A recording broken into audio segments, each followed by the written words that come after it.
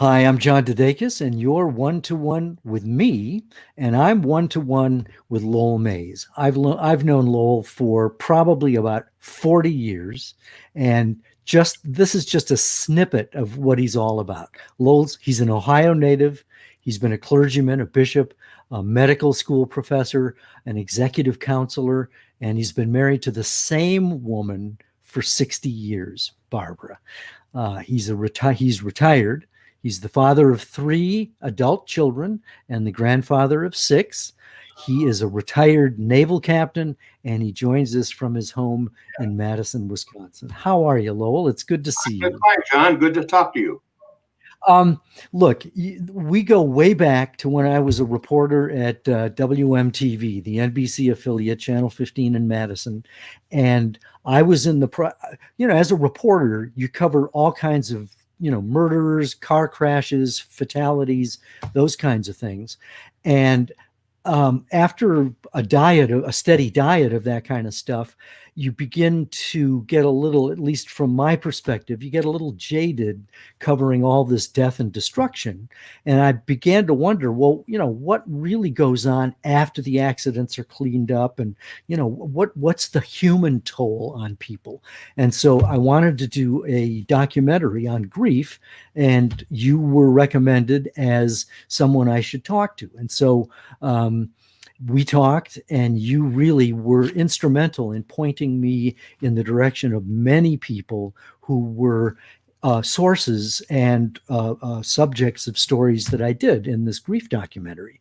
And then, irony of ironies, my own sister took her life one Saturday morning back in October of 1990, and you happened to be on call. I mean, I was on the scene, and I said, please give my friend Lowell a call. And they said, he's already on his way. He's on call. So you've been through so many different cases, you may not even remember all the details, but, you were there for me at a time, at one of the lowest times of my life. And I want to thank you for that. And at the same time, get your perspective on what's it like because your job was to, in a sense, notify the next of kin for the Dane County Sheriff's Department. So that's got to be a gruesome kind of job. So how did you mentally and spiritually approach that? I know that's a big, tall order. So I'll let you go with it and have fun with it, if that's even possible. I was a humanist. Okay, we're having a little trouble with your scientific. audio. There you go. Okay, go on. Okay. Shall I say that again? I was a humanist in a scientific community. Okay. I was among a bunch of scientists, but I was a humanist. And it kind of has to go back a little bit to my own background.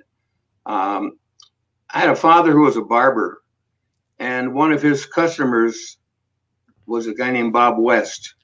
And he and a guy named John Ansberg were going to leave a funeral home, an old established funeral home, and we're going to start a new one in Ohio. And Bob wanted to know whether my father had any contact with me, and would I be able to be a part-time employee at the funeral home, because they couldn't afford much at that time. And my father contacted me, and I, of course, said yes. So in undergraduate school at the University of Toledo, worked part-time at the funeral home. And I saw lots of different kinds of families. I have to admit that it was moving in some cases and rather jovial in some cases. We had an ethnic group, a Lebanese group that was very, very popular. And they had their own unique kinds of ways of grieving, which I learned a lot from. And then when I came to the medical school, death was just invented. 2 things were invented at medical school when I was there: sex and death. And I was chosen to begin teaching the course on death. And that's where I really began to, in a scholarship way, be able to see some of the process of What year would that have been when you started to teach? 73, 4, 5. Okay, so that's right around, I mean, I think I started at Channel 15 in about 76. So, you had already established that. And it's kind of ironic that that would be, in a sense, something that is studied.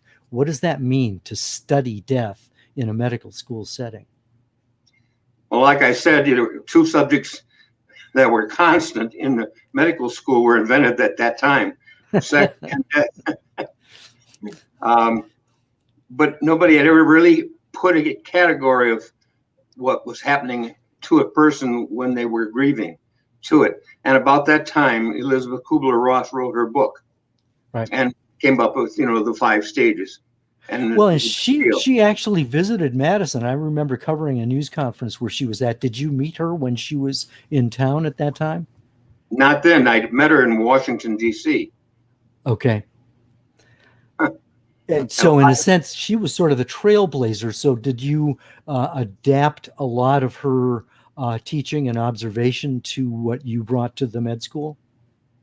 Some, but there were some other people also that were very, very important. A great study of the Coconut Grove fire in Boston was probably the landmark study that was really, really something that all of us had to kind of cope with at that time. And prior to Elizabeth Kubler-Ross, that was the only game in town. And how many people were killed in that fire? I mean, hundreds, right? Yeah. And why was that story so seminal? Well, because it had to watch people in their stages of grieving. Some, went on with their lives very quickly, and some were immobilized for years, had to change relationships, careers, and so forth.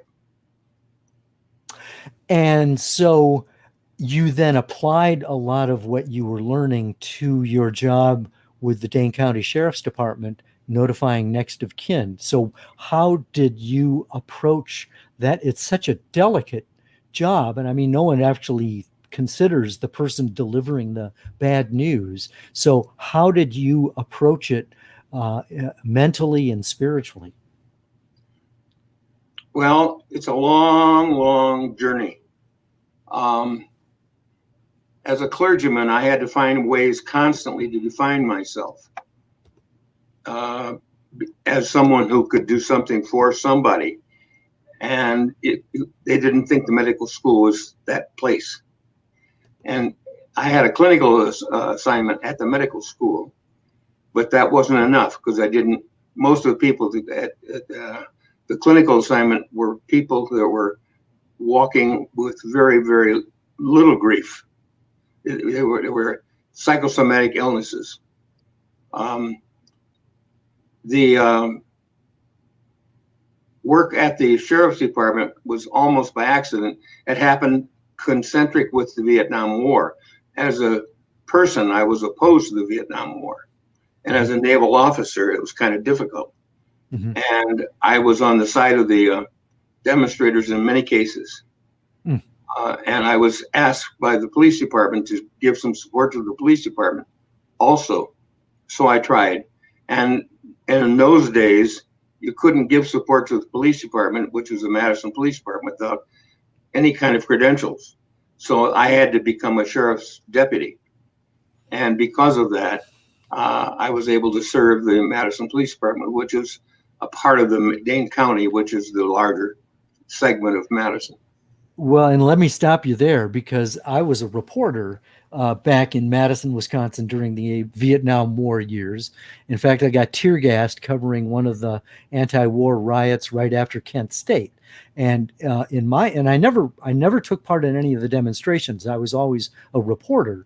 But one of the things I observed, and I think there may be a corollary to what's going on right now in various cities around the country. One of the things I observed is that it seemed as though the things got the most violent when the police showed up. they would drive by in the car and everybody would throw rocks at them. And then, of course, the cops would pile out of the car and start swinging their billy clubs and shooting tear gas. But everything was nice and peaceful until the cops showed up. People were venting their spleens about the war, but they really took out their vitriol on the symbols of authority. And I think, and I'd be interested in your perspective from your point of view and what you observed. It seemed to me that the police finally realized that, if their presence was a little less obtrusive, then the demonstrators could exercise their freedom of speech against the war, and things wouldn't turn as violent. Now, am I misreading that situation, or is there some truth to that? I think that being said is very, very good stuff. The other part of it is it was new also in many ways to the university administration, it was new to the city administration. And I recall talking with the mayor in those days about what they were provoking. And the mayor admitted that there was very little provocation intended, but it often was that way. So he was receptive to your observation that the cops were provocative. There was a symbol of provocation. Did he, in that, based on your conversations, did he order the police to back off a bit?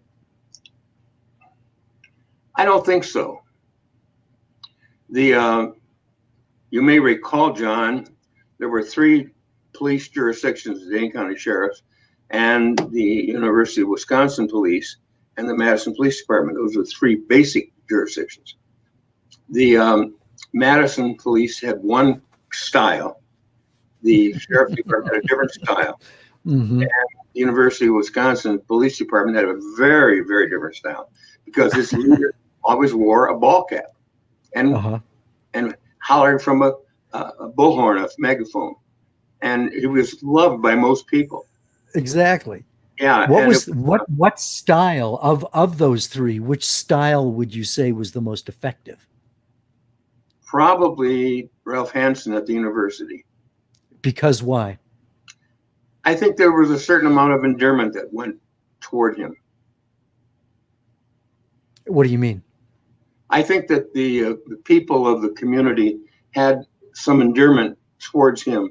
They relished his willingness to dialogue with the demonstrators. There you go. Okay. And I can remember, and you probably experienced this as well, the term generation gap. That was what was coined back then between, the students and their parents. I mean, my dad was a World War II vet. So when it came to talking about the Vietnam War, I mean, we were talking past each other. And so, and of course, I would imagine that a lot of the Madison cops and maybe the county sheriff's department, there was that war generation, and the kids were seen as these hippies, and, they don't know anything about life and all of this. And so there was a kind of an eagerness to, crack some heads.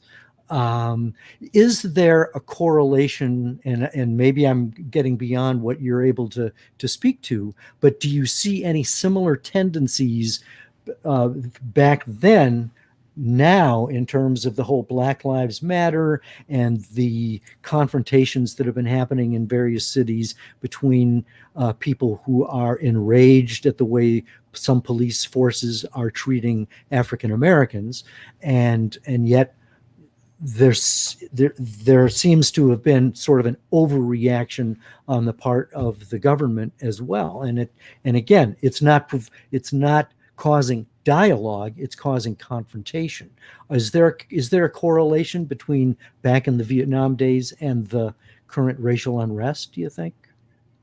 There probably is. I can't probably address it very well, because the generation of Vietnam, anti-Vietnam War, we had just come out of the Korean thing and the Second World War. I still remember that very, very much. And my children don't.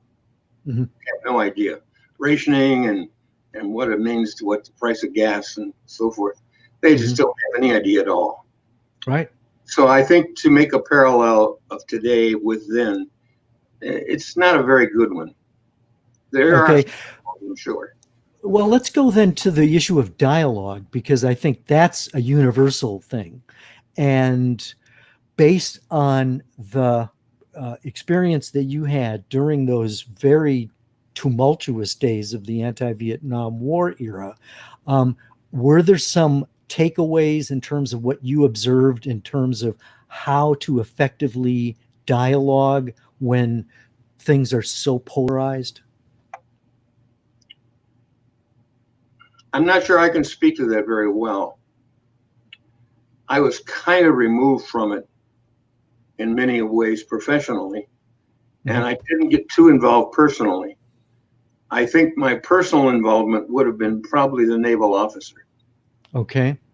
In And what way? loyalty there, that as a naval officer, you're different. So then, as a naval, did you do as a naval captain, and where were you stationed? What were the years? I had a choice assignment. I was stationed for the most part in London. And that's the chief of naval service in United States Naval Forces Europe. That's their headquarters. And it was right on Grosvenor Square. And it was a marvelous, marvelous opportunity for me, because London is a great, great town. How long were you there? Well, off and on, probably over a year. Okay. What year would that have been? 74, 5. Okay. So we're still talking Vietnam. Yeah. Yeah. And I suppose that you probably had a, I don't know, top secret clearance, so you can't talk about it, right? Yeah. Oh, come on. No, Nobody's watching. So, but I think you probably remained not necessarily active duty, but in the reserves, correct? That's where I got my commission as a naval captain. Okay. So, here's a question, and this kind of you started to give us a little bit of background, but I think that it's probably a good place to go back, because I talk to a lot of people, young people, millennials in many cases, and this is just a brutal time to be a millennial. To be getting out of college, and then not only being hit with COVID, but being hit with an economy that is almost as bad as it was back in the Great Depression. So how did you discover your calling? How did you figure out what you were going to do with your life? And are there lessons from that discernment process that are applicable today? I'm sure there are. It's also idiosyncratic. Individuals respond differently to different things. I relate to younger people very well, but they don't have a clue what we've gone through. Mm-hmm. I'm wearing the jacket today of one of my grandsons. He's at Auburn University, and he has no idea what his grandfather or great-grandfather went through. Brownouts, blackouts, air wardens, raids.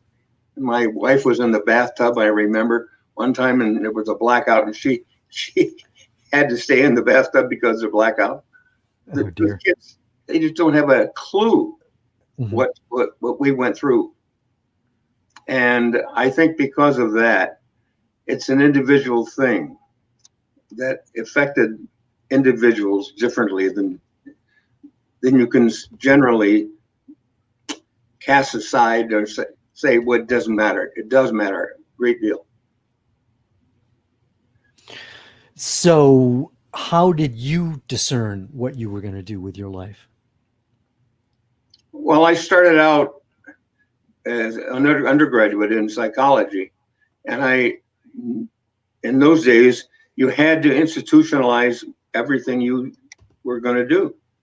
And the church was always a part of my life.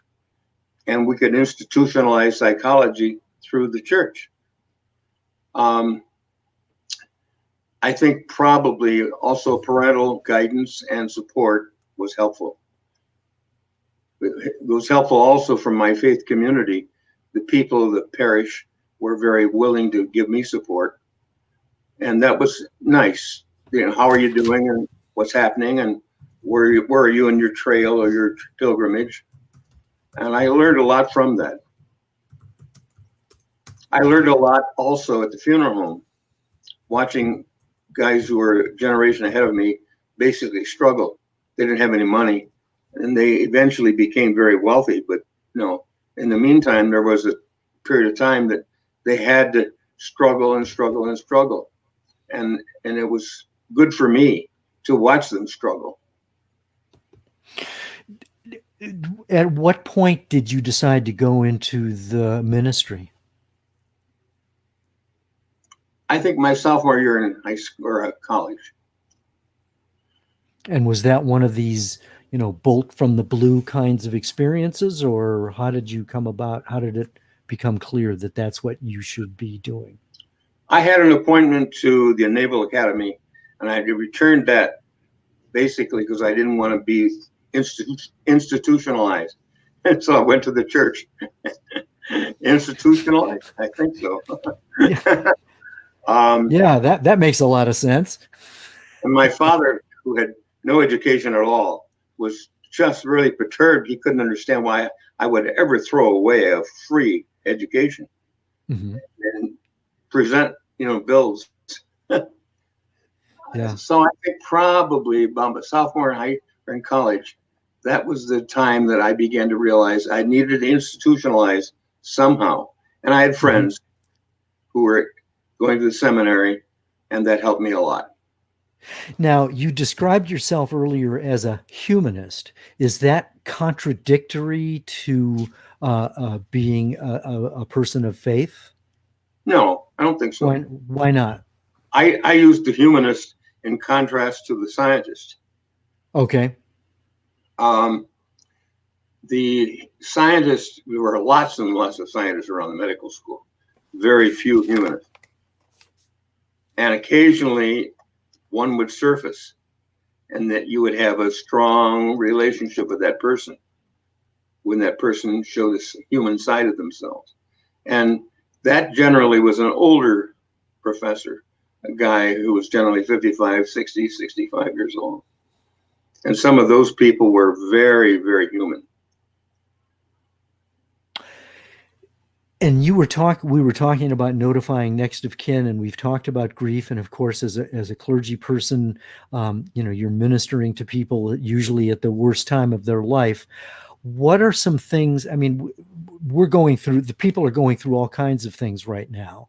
And my question, I guess, is what can people say that's supportive? Maybe it's not even say anything, but I think people often are uncertain what to do to comfort someone who is going through a death in the family or something like that.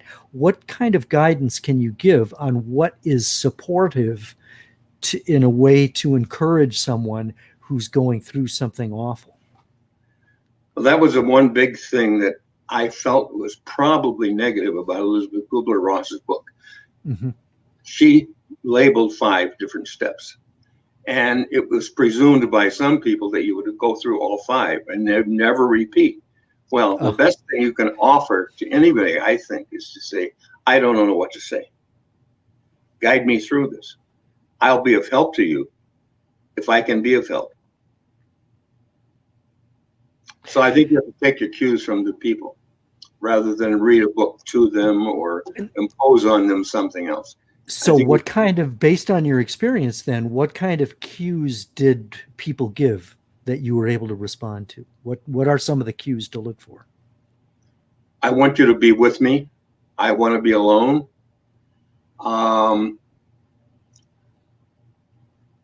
This brings me to a lot of emotion that I haven't had in a long time. Oh, okay. Tell me about it. And let a person ventilate, that kind of experience. Yeah. There's no one way to grieve, right? That's true. There is no one way. And we've had tragedy in our own family, murder, suicide in one of our families. And you remember the people who reached out to you then. Yeah. And I do remember that very much. But that doesn't necessarily mean that I could do or repeat that or echo that. People are often afraid of making a mistake. What if somebody says or does something dumb, and is that irreparable harm that you're causing? I mean, I don't think so. I think the people who are going through whatever they are going through probably are very, very, very forgiving. And I think that there's no irreparable harm that you can cause. mm-hmm. I think that you can probably empathize and sympathize to a point, but that is their thing. They are the star of the show. Yeah. I can remember after my son died, and I'd been away from CNN for a while and finally came back to the newsroom. And probably the most powerful thing I remember was one of the writers. I was working with Wolf Blitzer at the time, and she said, "I'm a word person and I don't have any words." And she just gave me a hug. And that was very powerful. Yeah. Yeah. Yeah. But you're right, taking the cues from other people, and that helps a lot. Anything else you want to say on that topic? I hope people don't think it's a downer, because it's such an important issue to be able to address. And one of the things I've appreciated about you over the years is that I really can talk to you about just about anything. And there's a deep well of understanding there, as I've tried to work through stuff. And you've certainly, in fact, this is maybe a good place to segue into executive counseling, because that's probably something that is still, as I understand it, still something you do to one degree or another. And so I guess my question is, based on your experience, what are the kinds, and I know you can't give away personal confidences, but what are some of the kinds of things that you address when you're dealing with executives? Is there a pattern here? Are there issues that seem to dog executives that we might all be able to learn from? It's a good question. I think that executives probably find a very lonely world, and we are not aware of the loneliness that many of them go through. I remember one executive that I became very close to. His secretary called me one day and she said, "Mr. So-and-so wants to add a paragraph to your job description." I said, "What is that?" "Well, that you are going to serve as counselor to the president." So I went over to see him and I said, "What does that mean?" He said, "That means you can walk into this office anytime you wish, without those secretaries out there wondering why you're here." Mm-hmm. What that basically was to him was to say, you can break lonely at the top. And he had to merge. He had to say goodbye to some people. He had to deal with some very sticky issues, but it was lonely at the top for him. And I know very often he would ventilate to me things that he would tell nobody else. Mm-hmm. And you would just listen, or give him feedback? I mean, what was he looking for? I think both. I think you're on the right track, but I think possibly this is going to be very, very hard for you. And I think you probably, if you feel alone now, you're going to feel a lot more lonely, tomorrow or next week. Is that loneliness a trap? I mean, should a person at the top really be lonely, or is that indicative that they're not doing it right? Now, that only means, I think, I'm not sure, but I think it means that you need to find ways of being able to cope with it. Other people, you'll be the counselor to the president, or colleagues, or friends, or family, but you need to ventilate. You need to get it out. But that means you have to have a relationship of trust. Right. with somebody. Not easy. Spouse, it may be brother, maybe neighbor, maybe, colleague. I remember one person, he had to go about 150 miles to a friend of his just to be able to get it out. What is it that prevents people, do you think, from being vulnerable, from being authentic with others, especially if they're in a position of leadership? I think probably the expectation of others. No one wants me to be human. No one wants me to show any feelings of remorse or sadness or negative stuff. I should always be upbeat. Well, that's unreal. And I think the sooner we get over that, the better off we can be.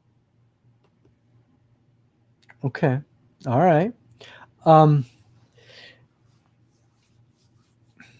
How has your spirituality changed over the years? I mean, you went to seminary, you held leadership positions, including, being a bishop. Did your spirituality evolve, or have you always been able to maintain sort of a rigid doctrine as you go forward? It's evolving yet. It's fair to say, I think, that I'm a traditionalist. Traditionalist means sacraments. It means gathered community. It doesn't mean organized church so much. Because of health and because of mobility and so forth, we don't get to the gathered community very often. But I still am very spiritual. And I think that we can expect that to grow as time goes on. I don't think we're ever finished with that. It changes. It takes on different colors as time moves on. But I think that we are not a finished product. If you were to sum up your spiritual philosophy in a sentence or two, what would it come down to? Oh boy, you have tough questions, John. Well, that's the job. That's the job. Yeah. Growth. I'm a growing person. What used to work for me doesn't work today, necessarily. Yet I can't throw out all of yesterday. So I probably would have to say that by the grace of God, I am a child and I'm growing. And I need that coping and forgiveness of others to allow me to grow and make some changes. When you talk about growth, what do you mean? Growth in terms of what? Ideas, themes, reading. The church year means a lot to me. I look forward to Lent. I look forward to Advent. The rhythm of the church year means something important to me. Daily, I read the propers of the week. And I love the collects, the things of tradition. I make mistakes, and I have to forgive myself, and I know that God forgives me. Mm-hmm. And I forgive others. Well, if we're talking about forgiveness, then this is probably a great opportunity to segue into marriage, because you've been married to Barbara for 60 years. So I've been married to Cindy for 42. I'd be interested in your perspective on what's the secret, because staying married to the same person nowadays is considered unusual, I would think. So what makes it work? What have you learned from that experience, and what do you observe in terms of, how romances play out in this day and age? Another one of those open-ended questions you can have fun with. It sounds corny to say this, but there's a certain amount of independence and love that is the cement that keeps a lot of us going. I do a lot of thinking. My wife doesn't do a lot of thinking. She acts, and doesn't take much to act on it. For me to act takes quite a bit. And I think it goes without saying, but it's worth saying, to forgive one another and to recognize that that person is not going to meet my expectations and I'm not going to meet hers is important. We have 3 children. I think you mentioned that. It's on the line too. It's been fun to watch them grow as married people. We have learned to give and take a lot more, I think, than what my parents did. My parents, were children of the Depression, and it was dog eat dog, every man for himself. But in the farm world, you came together as a community to help one another. And I think that basic methodology is the same methodology that 60 years of marriages brought to us.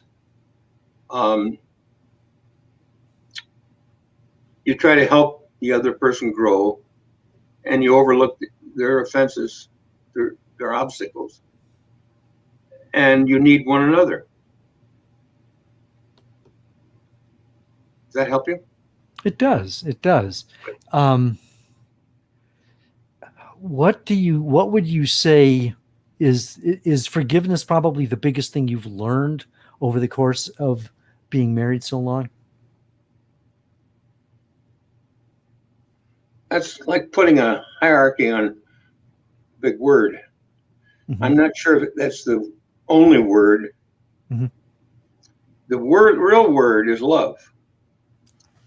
And with that comes probably some forgiveness, some expectation, and some overlooking.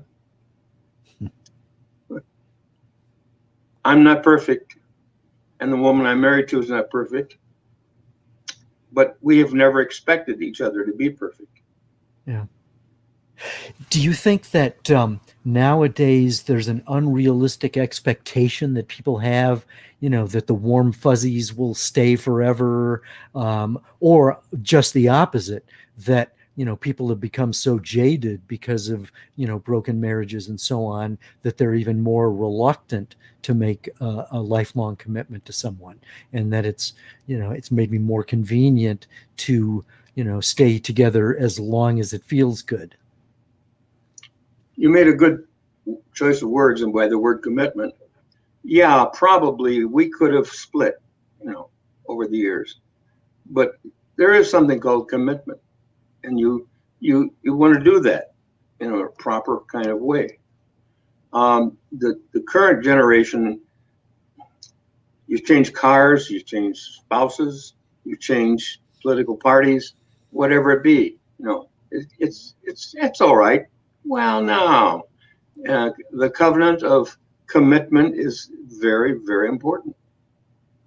And you live that out by overlooking each other's foibles and weaknesses at times. Unless it's an abusive situation, though, right? That's a very, very good point. So it's not like, commitment just forever.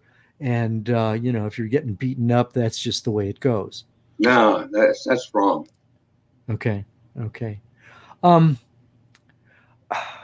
We're definitely in a time of political toxicity, I think you could say, back even, when it was like in the Vietnam War. Is there anything that gives you hope for the future based on your experience of so much history, in terms of, the society going forward, our ability to communicate constructively with people, where are we in the on the continuum in terms of political discourse in such a way that, does it give you hope, or are you beginning to despair? Neither. I'm not despairing, although the present players are not giving me a lot of hope, either Biden or Trump. Uh-huh. But I think that probably the best is yet to come. And that'll be not because of political leaders. That'll be because of the people of the street. We will pull for each other. I'm a neighbor of a person who is very liberal. He considers me very conservative. He's wrong, I'm wrong. But we enjoy each other a lot. And we share quite a bit together. Conversations, or when you say share, what is it that's shared? Conversations.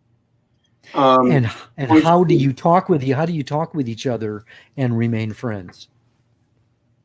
Good point of view. We know a lot of the people in common. We know a lot of people in common. He knows people I know, and so forth. And I have opinions of them, and he has opinions of them also. But I called him earlier this week because I hadn't seen him for a while. I thought something might have happened to him, and he admitted to me that the virus has made him hold up. It's made me hold up too. I think that has allowed all of us the freedom, the dialogue, the freedom to say, this used to be very, very important to me, and it's not as important anymore.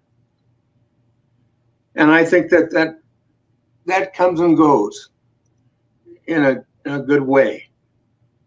What was important isn't important right now. I watch a fair amount of baseball and golf too. I was a caddy, so I am drawn to golf. But in baseball, it's fun to watch a team win a few and lose a few. I mentioned to a person I wrote an email to this morning, it would be a lot easier in life if my baseball team would win a few. And my neighbor, he wants to win. He used to want to win all the time. And now he's probably at a point of saying, I win some, I lose some. I'm at a point where I win some, I lose some. Okay. Well, we could go on, but I should let you go. But, I want to thank you for, the impact that you've had on my life. And I know that there are probably thousands of people whose lives you've touched on a deep level. And so on their behalf, thank you as well. And I certainly hope we can, continue. Maybe we can meet again online, but I'm sorry I didn't get a chance to be with you guys in Wisconsin in June when I was supposed to be there at the University of Wisconsin. But this is the next best thing, and I get to share you with a wider audience. So this has been a treat for me, and I want to thank you. Is there anything you want to add? This is the home run. Speaking of baseball, this is the home run pitch. Well, John, I got to tell you and our listeners, viewers, that you are a special person. We read all of your books. And we love your writing. Thank you. As soon as your book comes out, Barbara calls her friends and said, we have a new book. And it's fun to watch you grow from the days of WMTV. WMTV, News Scene 15. Yeah, well, or as we used to call it, Snooze Scene 15, but that's another story. Well, thank you. You've given me incentive to write another book, and I want to encourage you to write your memoir because you've got some great stories, and maybe after this conversation, you'll continue to think in those terms. Well, I have a granddaughter who's been prompted by you probably to write a memoir. She wants me Good. to. Said, I'll read it. I'll edit it for you, Grandpa. All right. Very interesting stories. Yeah. I've created a monster. Good. Well, Lowell, thank you very much. This has been a joy to talk with you, and to be continued, sir. Thank you.